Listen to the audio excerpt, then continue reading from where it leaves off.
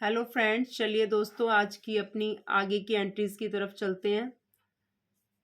कल हमने कैश में जॉन द्वारा अपने बिजनेस में लगाए जाने वाले पैसे और उपकरणों के बारे में कैसे एंट्री करते हैं ये देखा।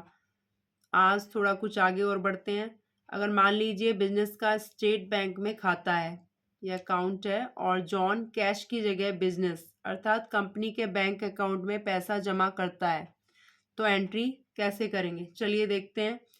जॉन कंपनी को 1 लाख रुपए का चेक देता है, तो इसकी एंट्री कैसे करेंगे। State Bank of India debit 1 lakh रुपए, John capital account credit 1 lakh रुपए।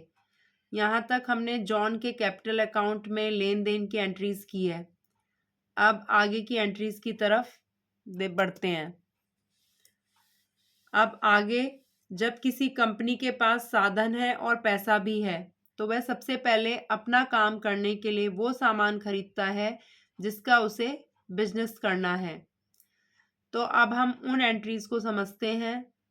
माना कंपनी कपड़े का व्यापार करती है, तो वह कपड़े ही खरीदने और बेचने का काम करेगी। तो हम मान लेते हैं कि कंपनी ने श्यामलाल एंड कंपनी से 40,000 रुपये के कपड़े खरीदे।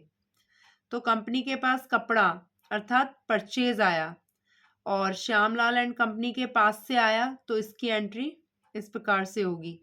परचेज अकाउंट या क्लॉथ अकाउंट डेबिट 40,000 रुपये, श्यामलाल एंड कंपनी क्रेडिट 40,000 रुपये।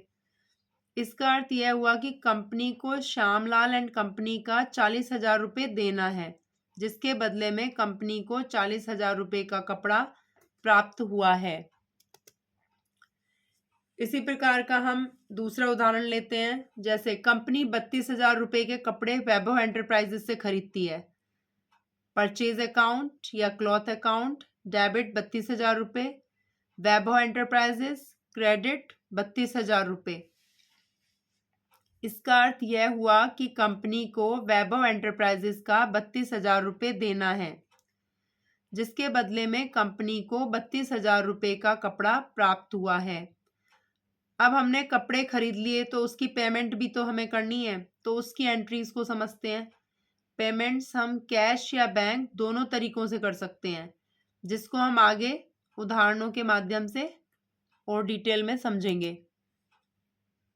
कंपनी ने 20,000 रुपये श्यामलाल एंड कंपनी को कैश दिए, तो इसकी एंट्री इस प्रकार से होगी। श्यामलाल एंड कंपनी डेबिट 20,000 रुपये, कैश अकाउंट क्रेडिट 20,000 रुपये। कंपनी ने 20,000 रुपये श्यामलाल एंड कंपनी को बैंक चेक से दिए, तो इसकी एंट्री इस प्रकार से होगी। श्यामलाल एंड कंपनी 20,000 डेबिट 20,000 रुपये, state Bank of India credit 20,000 रुपये। अब अन्य एंट्री समझते हैं और इसके कुछ उदाहरण ले लेते हैं। जैसे कंपनी ने 20,000 रुपये वैभव एंटरप्राइजेस को कैश दिए, तो इसकी एंट्री देखिए। वैभव एंटरप्राइजेस डेबिट 20,000 रुपये, कैश अकाउंट क्रेडिट 20,000 रुपये।